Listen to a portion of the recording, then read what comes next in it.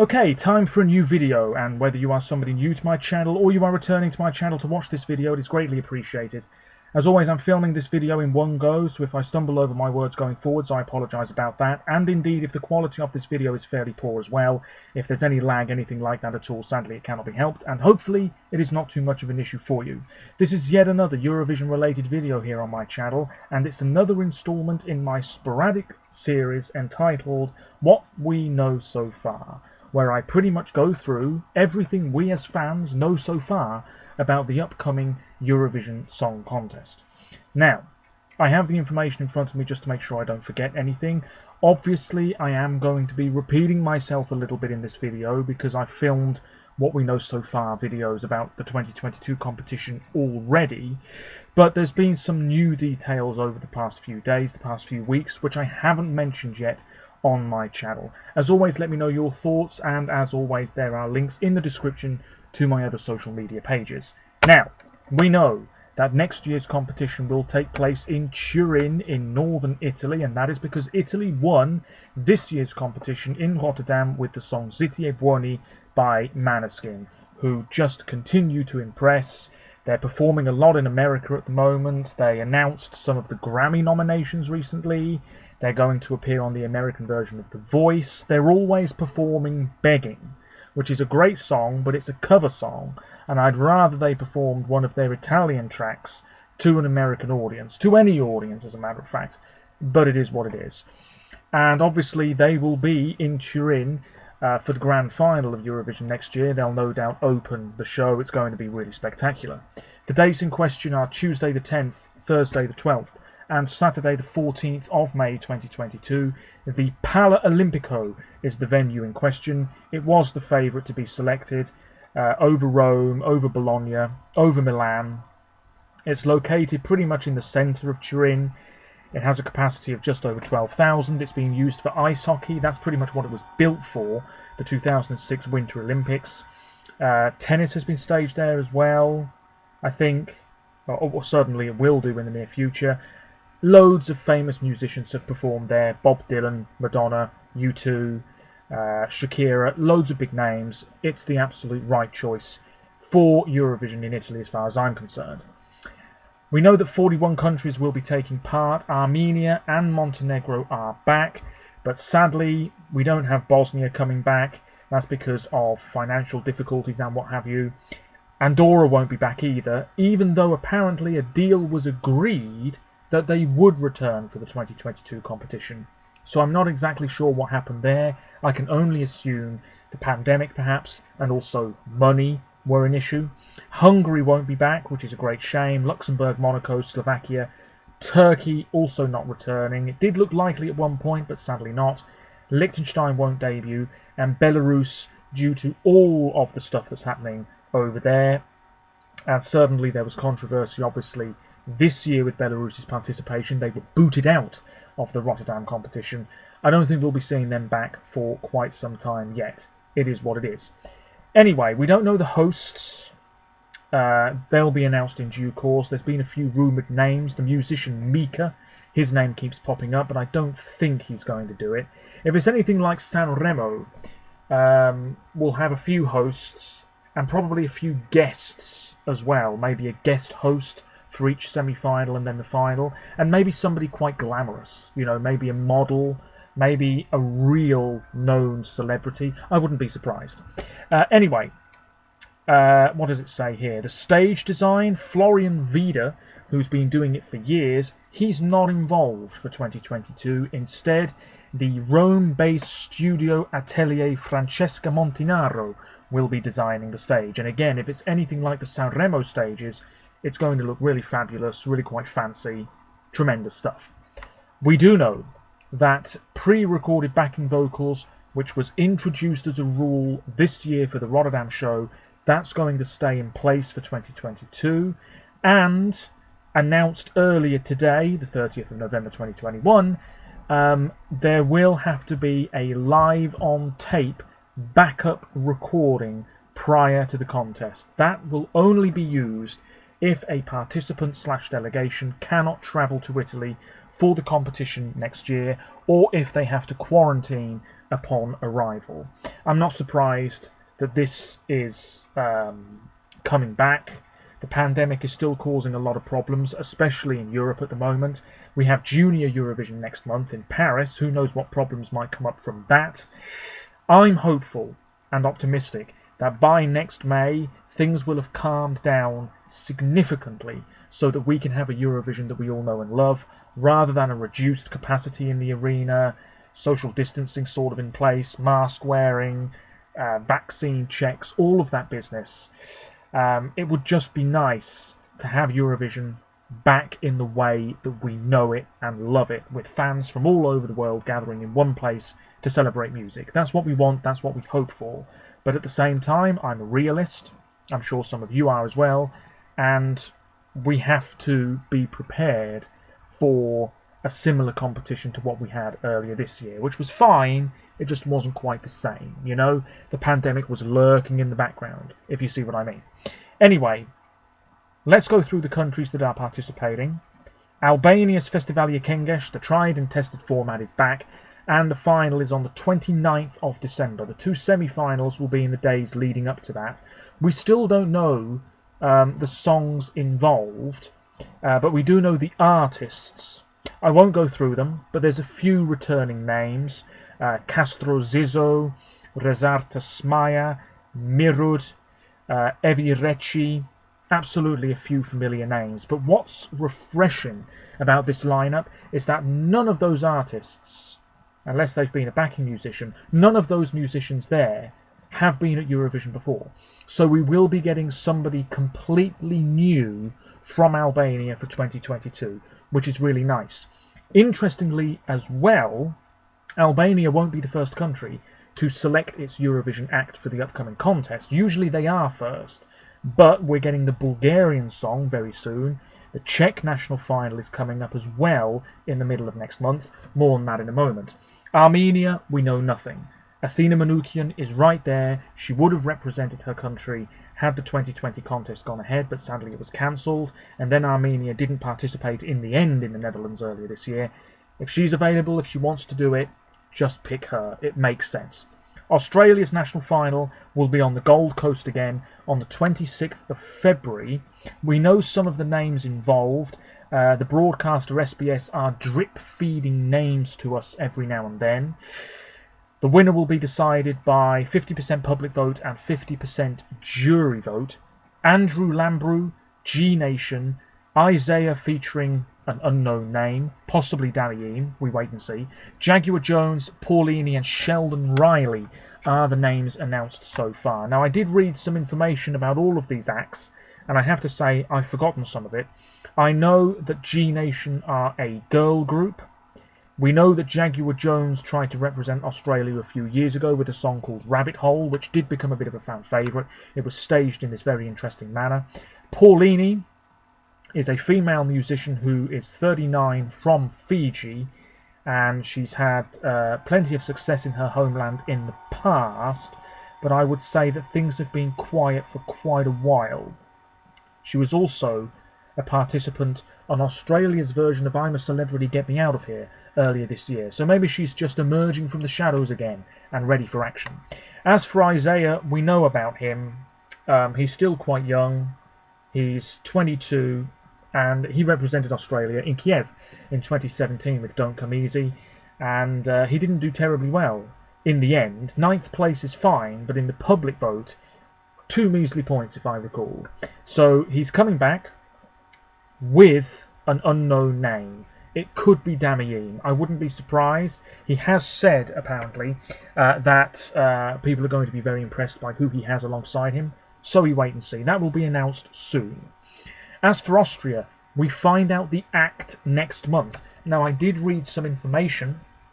This was a few weeks ago, though. I think it was from the Austrian head of delegation or something like that. And he was saying, it was between a few names, but I can't remember much else. Anyway, next month we get the artist's name.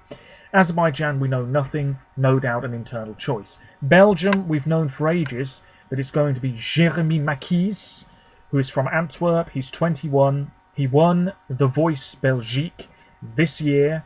He's also a footballer. and he has plenty of influences such as Michael Jackson and James Brown and Aretha Franklin. And I am expecting something soulful from him next year. The song won't be released until probably February. As for Bulgaria, it was announced the other day, as I'm recording this, that Intelligent Music Project will represent Bulgaria next year. Now, the group are a supergroup consisting of many musicians.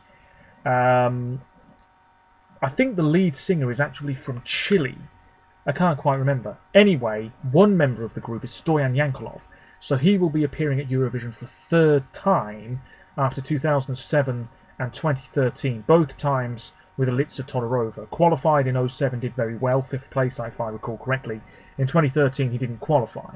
But anyway, the song is called Intention, and it's being released within a few days, so I'm looking forward to that. So Bulgaria, usually quite late on in the season, this time around quite early in the season. It's going to be a rock song, no doubt. It looks, just from looking at pictures of the group, it's going to be a rock song. And clearly Bulgaria, the broadcaster BNT, perhaps inspired by Italy's victory earlier in the year, they're thinking, if rock can win at Eurovision, we can send rock and maybe do very well indeed. So we wait and see. As for Croatia, Dora, the national final, takes place in February. Cyprus, no details yet. There's been 1 or 2 rumoured names, but nothing serious. The Czech Republic, their national final is on the 16th of December. We know that the winner will be determined thanks to an international jury vote, an international public vote, and 25% Czech public voting. So it's split 50%, 25%, 25%. I think there's 7 names involved. There's 1 returning act and 6 newcomers. I think I read that earlier today. So that returning act is probably going to be Mikolas Josef. We know for sure that he has submitted a song for this, so I would not be shocked if he's involved again. But also 6 other unknown acts. Those songs will be revealed soon. As for Denmark, Dansk Melodi Grand Prix is on the 5th of March, no details yet. Estonia, I've been making videos about the extended and new format for Eesti Laul. I've made 2 videos about it so far. I'll be making another one later this week. The 12th of February for the grand final. Plenty of familiar names involved, such as Greta Paya, Elena Nechaeva, oh yes, Evelyn Samuel, the 1999 representative, Jakob Twisk, Shira, they're back, Stig Rasta, Traffic, who've been knocked out. There's a lot of recognisable names and also some newcomers. But we've had 2 quarterfinals so far, and I've not been blown away by anything just yet. So here's hoping that quarterfinal 3 and quarterfinal 4 bring the goods. Finland, UMK, takes place on the 26th of February. There was an Instagram post, I think it was a few weeks ago, where the broadcaster or the organisers of the national final teased the acts involved. I wouldn't be surprised if we get 1 or 2 returning names there as well. Georgia, we know the act. It's Circus Mercus, and they're quite a mysterious progressive rock group from Tbilisi, and there's rumours that it's a sort of spin-off of Nika Kochorov and the young Georgian Lolitas, who represented Georgia in 2016, the last Georgian act to appear in a Eurovision final. It's all very mysterious. It could be quite jokey, but we wait and see. I mean, we're not going to get a song for a while yet. Greece, plenty of rumoured names for them. We will know the act and probably the song by the end of December. There's a few names left in contention. I can't remember all of them. It says here, Tenfjord, Good Job Nikki, Kozas, Joanna Drigo, and Lou Is, which is the stage name of Luisa Sofianopoulou. That's what it says here. I definitely read an article about these names fairly recently, and I remember Tenfjord had a pretty good voice. I think she's part Norwegian, hence the un-Greek sounding name, but I know Good Job Nikki is also a bit of a favourite as well.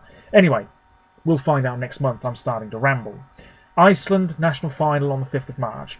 Ireland, don't know anything yet, but there will be a national final.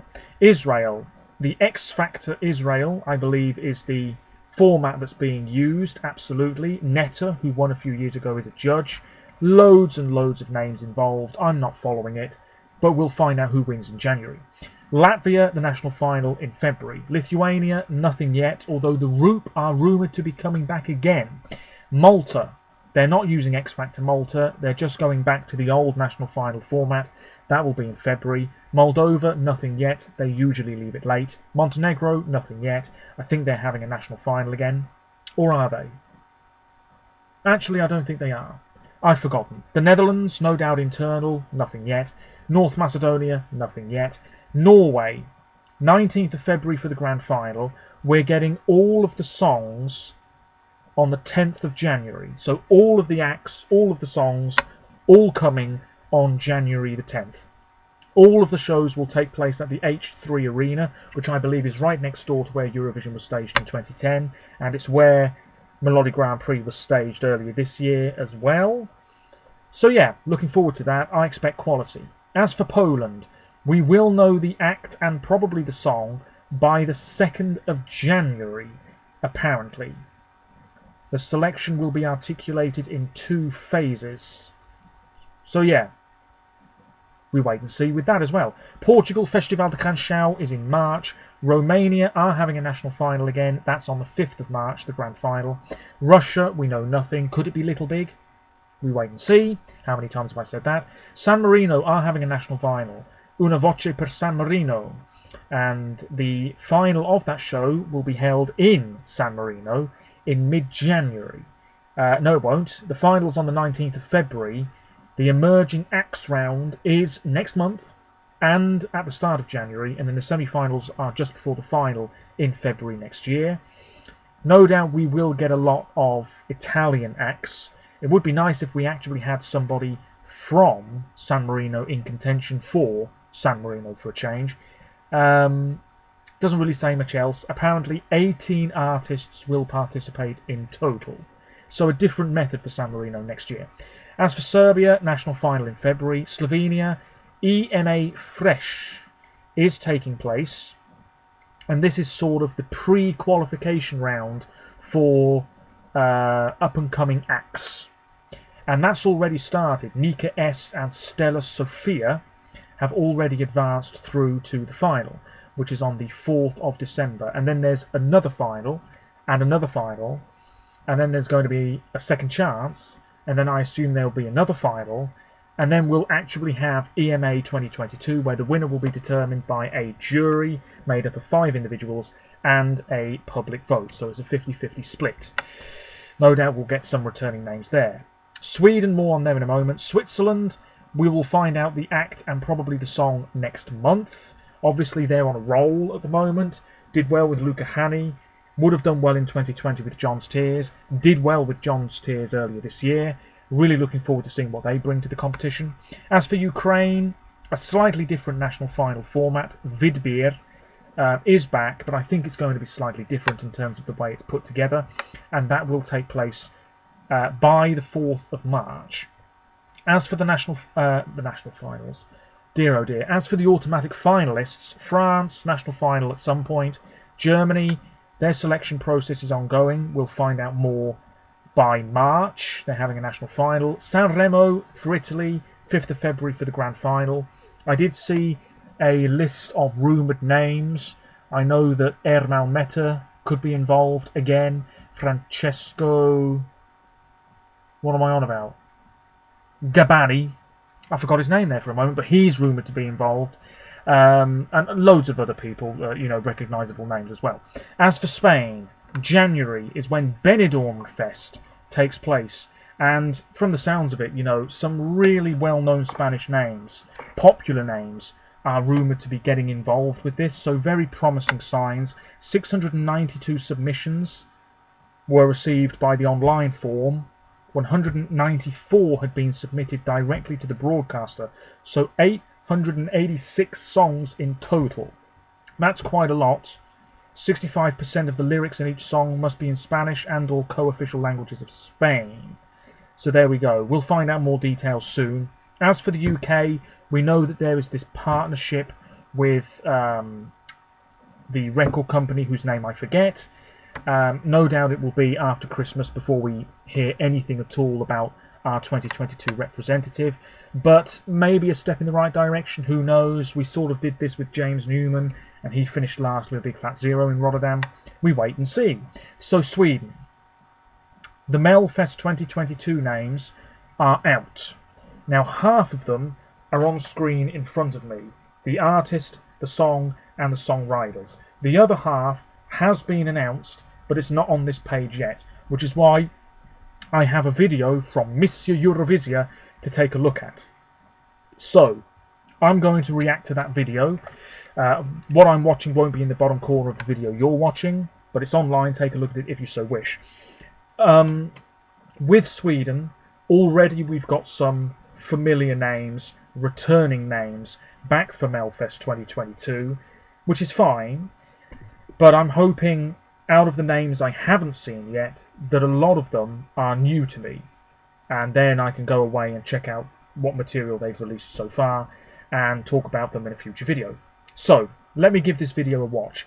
The first name is Anders Bagger, and his song is Bigger Than the Universe, and he's got a pretty strong songwriting team behind him. I already knew about this. He was announced a while ago. He has been a judge on Swedish Idol. He's quite a recognisable name in his homeland. Certainly seems that way. And I've even read on one website that he could be a favourite for Melfest next year, even though he's more of a TV presenter, I would say. He has written songs, absolutely. And he also co-founded a record company from the looks of it. He's 53. So yeah.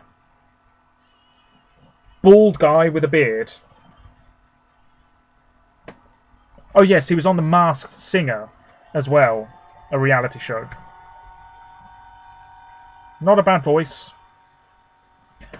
Next is Katsi Opea, another person I knew about. She seems like a really interesting musician. Her real name is Moa. She's a DJ. This is sort of electronic stuff. I can't get enough. She's co-written it along with a couple of other people, including Paul Ray, who's been in Melfest several times over the past few years. Blonde hair.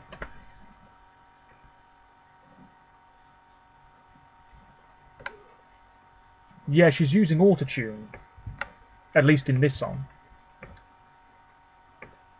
But very interesting. Could be a striking live performance. Cornelia Jacobs is next. Now she is... I'm going to have to find this. She's the daughter of Jakob Samuel, who is the lead singer of the Poodles, who've been involved in Melfest way back in the day. The Poodles are were a glam metal, heavy metal group. Anyway, Cornelia Jakobsdotter Samuelsson has been in Melfest before as part of Love Generation in 2011 and 2012, but she's going solo this time. Hold Me Closer is the name of the song.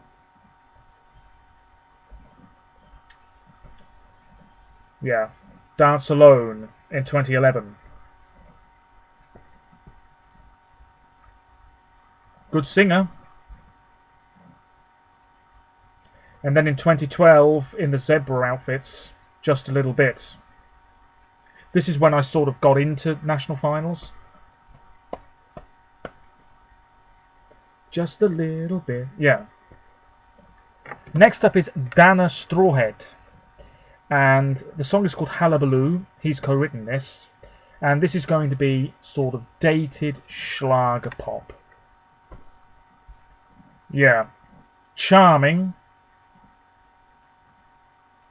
He's playing an accordion in this particular track. Yeah. Faith Kakembo has been in Melfest before. Very unlucky not to qualify, actually, a year or two ago with Crying Rivers. This song, yeah, she's co-written it. Really nice voice. Yeah, 2020. Really nice song, but just didn't stand out enough. John Lundvig, he's back. I don't really know why he's been there and done that at Eurovision. Anyway, his song is in Swedish, which is nice. Engelvakt. And he has co-written this along with a whole bunch of people, including Ben from Denmark's Ben and Tan, who would have been at Eurovision last year. We know about John.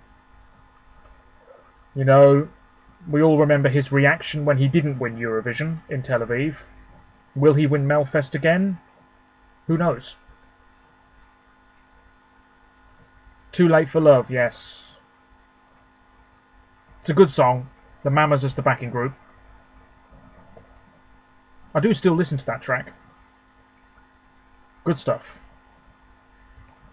Next is Clara Hammarström, and I have a feeling that she really could be one to keep an eye on here. I think she's absolutely in contention to win. I'm expecting a big blast of pop from her. Run to the Hills. She's co-written it. Beautiful woman. Nobody was her Melfest attempt in 2020. Didn't qualify. Never been a huge fan of that song, to be honest. And then Beat of Broken Hearts earlier this year, where she was wearing the sort of robot outfit. Good stuff.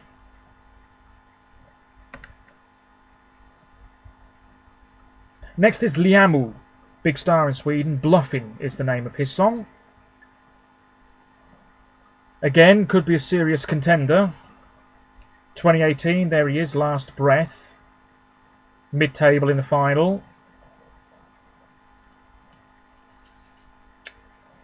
And then, of course, a year later with Hannah Fern, Hold You.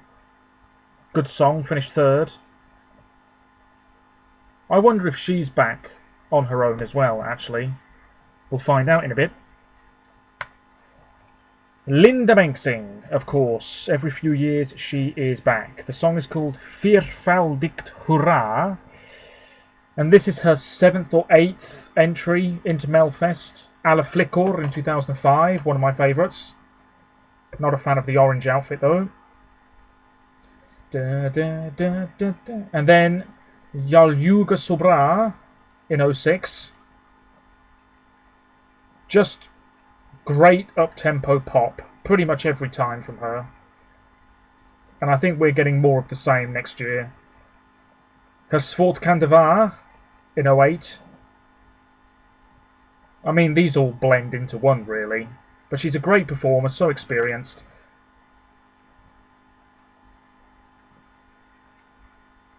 Är det fel på mig? 2011. Yeah. Da, da, ba, da, da, da, da, da, da, da. Great singer. Tame in 2014. Not really a fan of this one. Sort of veering into rock territory a little bit. And then Killer Girl in 2016. Not a huge fan of that one. And then Alamina Sorga from 2020. This is good. I believe, and I could be wrong, but I believe it's the song that finished 5th in a Melfest semi that received the most points ever. I could be wrong. Or the most votes ever, rather. Nice. She seems to have a specific colour scheme for each time she's in Melfest. Niello and Lisa Ajax. I'm really looking forward to this one. It's called Tror du att jag bryr mig. Lisa Ajax has been involved before. I've liked pretty much every song she's had in the past. She's a great young musician. Niello, I believe, is a bit of a rapper. Yeah, Niklas Gran is his actual name. This song isn't bad. Vinden. Need to listen to that whole song. Sounds good. And then, of course, Lisa, My Heart Wants Me Dead, with the toilet paper. 2016, that was. Pretty good song. Nice. And then I Don't Give Her in 2017. Never liked the big screen behind her. But it's a pretty good song.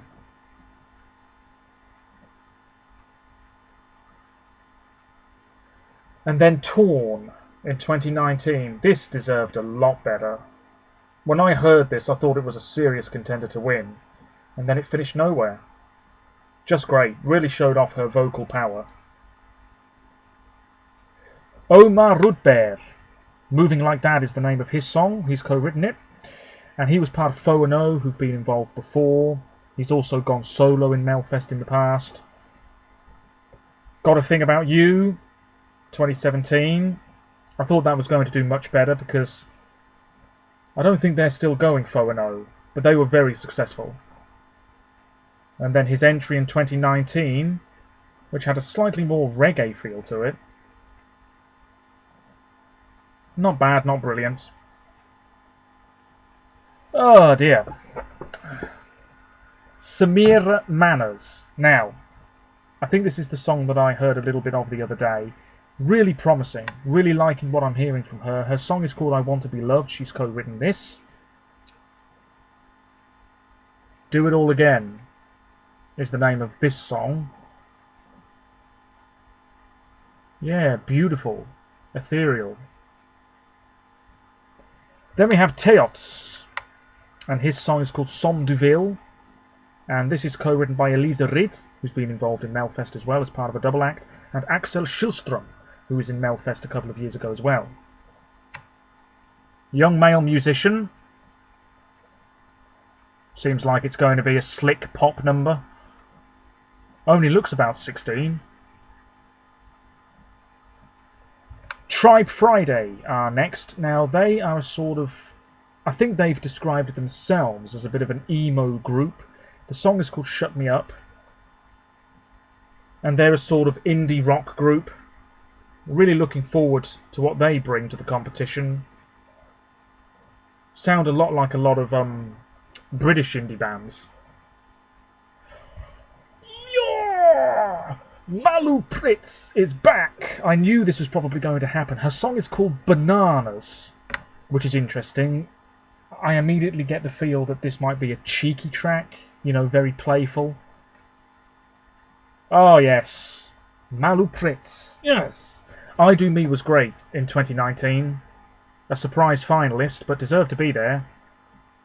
Ah yeah. And then Ballerina. My favourite of the 2020 Melfest. Deserve better. Oh, I'm so glad she's back. Okay, so we're on to the names that I haven't seen now.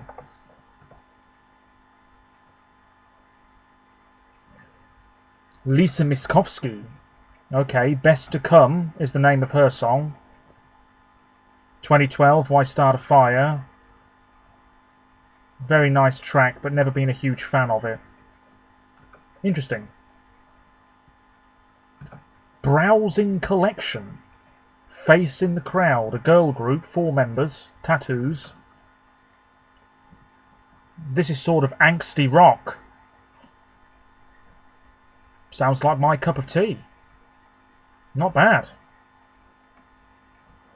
Of course, these aren't the actual songs that we're going to have in Melfest. In this video, it's just other songs that they've done. Anna Bergendahl is back. Obviously, went to Eurovision in 2010 in Oslo, didn't qualify. This Is My Life. I've said it before, I'll say it again. My favourite Eurovision song to date. Oh yes. Yes. Tremendous. Ashes to Ashes 2019, also fabulous. Going for this more country sound.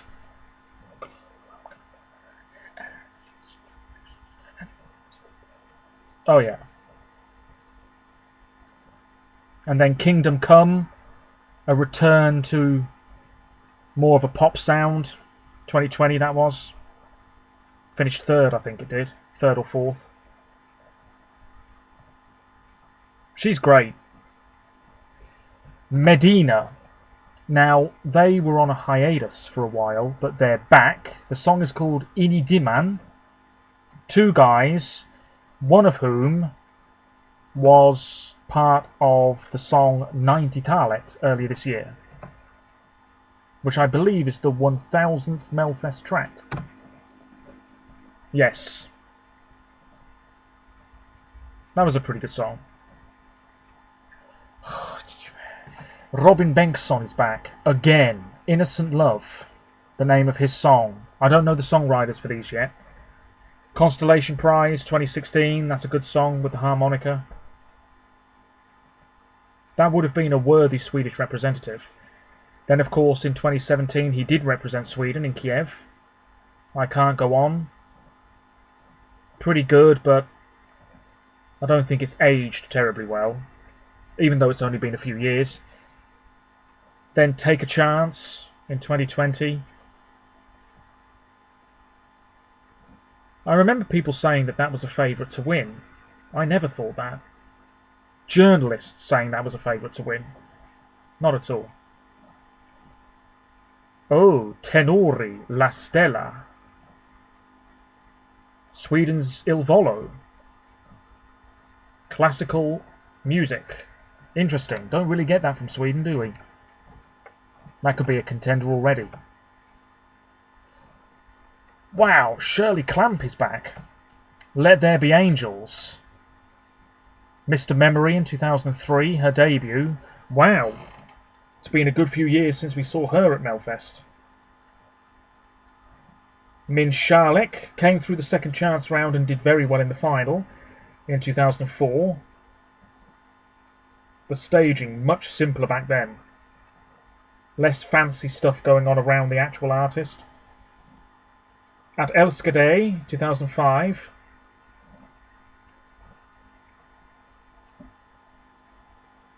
Pretty good. Great voice. Met hjärtat fyllt av ljus. 2009, a ballad, not that memorable. Been a long time since I listened to these songs.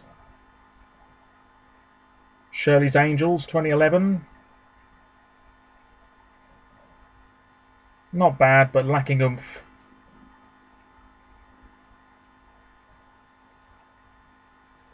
"10 years ago that was. Burning Alive, 2014. That didn't do terribly well. I think it came last in its heat. Could be wrong. Yeah, she's had one or two decent tracks, but everything else, not great. Next up is Lancelot. Never heard of him, with Lick Licked Slut. This song here he's singing, a sort of gentle acoustic number. Not a bad song. I'm guessing he was probably on Swedish Idol. Whoa. Tone Sekelius with My Way. Very interesting looking musician, this.